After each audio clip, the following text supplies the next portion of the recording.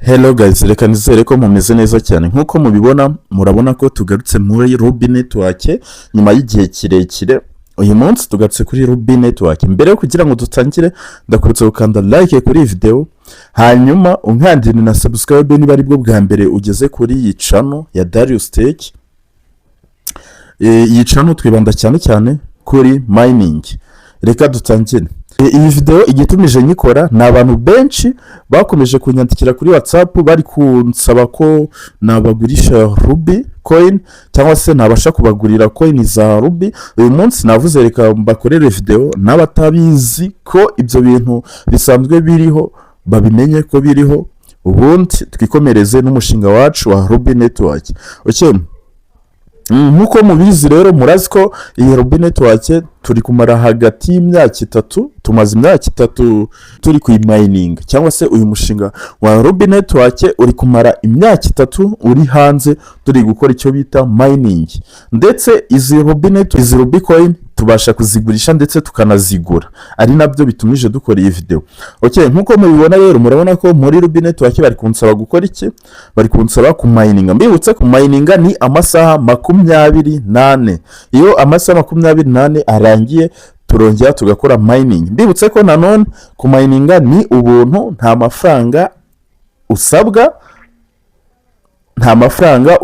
ku mining ni ubuntu. Okay, nkuko mubibona rero hano murabona ko dukoze mining, nkuko muri kubibona dukoze mining. Dore ahangaha ubwo turongera dutegereze amasaha 28 narangira twongeye tugaruke dukore mining. Okay, iyi Rubi network rero hari abantu batari bahabwa KYC. Harimo abantu benshi batari bahabwa KYC ndetse nanjye ndimo, kandi murabona mfite coin nyinshi cyane. Nkuko mubibona murabona mfite coin 1500 n'izindi zirenga, ariko ntabwo nari nahabwa KYC. Ariko bitavuze ko KYC zidatangwa, KYC ziratangwa, ahubwo hari abantu nyine nk'abantu twinjiriye rimwe, ndakeka abantu benshi batari bahabwa KYC. Gusa abinjiye mbere yacu harimo abantu benshi bamaze guhabwa KYC. Mwibutse ko iyo wahawe KYC icyo gihe uba wemerewe kugura Rubi cyangwa se kuzigurisha, wemerewe kugurisha Rubi muri zingizo uba waramininze.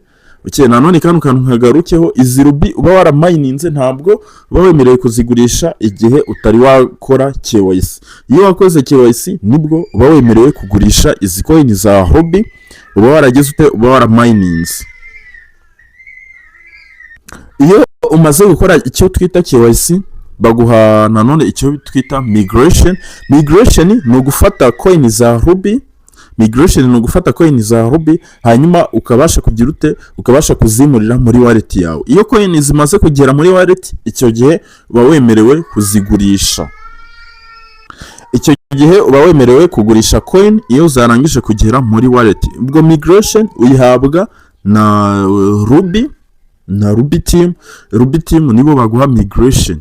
Hari abantu bahita bapasinga KYC agahita yumva ko ari buhita gurisha izi coin za Rubi. Ntabwo uba wemerewe kugurisha izi coin za Rubi utari wakora icyo twita migration.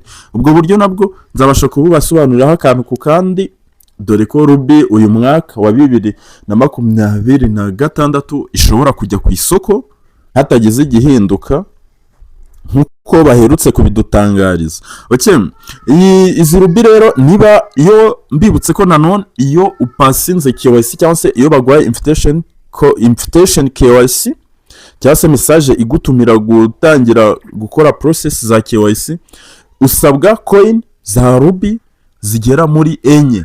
Guhera kuri 2 kugera muri 4 nizo usabwa.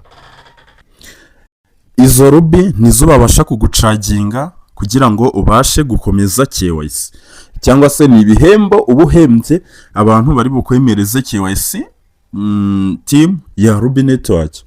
Okay, izo Rubi rero ubu ngubu turi kugura Rubi. Niba ufite Rubi ugurisha, wabasha kuzitugurisha, wabasha kutuvugisha inbox muri WhatsApp, cyangwa se ukanyuraho muri comment cyangwa muri description, harimo link mbana pininzemo ya group ya WhatsApp, hari na channel ya WhatsApp, ukanyuramo ukabasha kutuvugisha, hanyuma tukabasha kugura Rubi ufite igihe wapasinze KYC, cyangwa se igihe baguha invitation code cyangwa ukeneye Rubi zo kugura ukabasha kuza tukazikugurisha,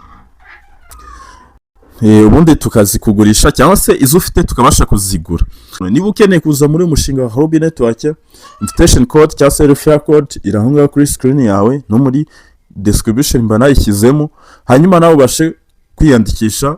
Okay, niba hari andi makuru ukeneye kumenya kuri Rubi network ubyandika muri comment, ubutaha tuzaze tuyivugaho.